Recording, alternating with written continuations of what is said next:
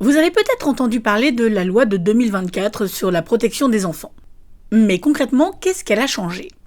En mars 2024, la France a renforcé l'arsenal juridique pour mieux protéger les mineurs face aux violences, aux dérives sur Internet et aux situations de danger. L'objectif est simple, agir plus vite, protéger plus fort, sanctionner plus clairement. D'abord, la loi renforce la lutte contre les violences sexuelles faites aux mineurs. On rappelle un principe fondamental, en dessous de 15 ans, un enfant ne peut pas consentir à une relation sexuelle avec un adulte. Ce n'est pas une question d'avis, c'est la loi. Les peines sont aussi alourdies lorsqu'il existe une emprise, une autorité ou une manipulation jusqu'à 18 ans. Ensuite, la loi s'attaque à l'exposition des mineurs au contenu à caractère pornographique en ligne. Les sites doivent désormais mettre en place de véritables systèmes de vérification d'âge.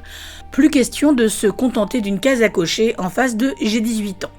Autre point essentiel, la protection des enfants face à l'exploitation et au harcèlement numérique. Les plateformes ont davantage de responsabilités. Les contenus signalés doivent être traités plus rapidement et la diffusion d'images intimes d'un mineur devient encore plus sévèrement punie.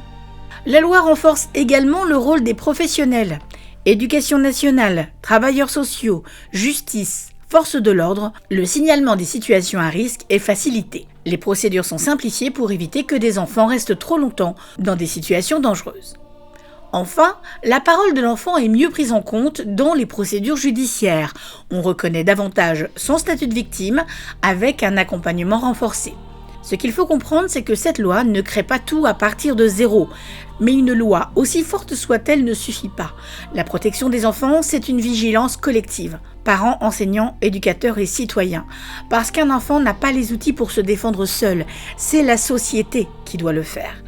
Et protéger, c'est pas surveiller non plus tout le monde. C'est juste poser des limites claires, rester vigilant et dire sans ambiguïté, on ne touche pas à l'intégrité d'un mineur.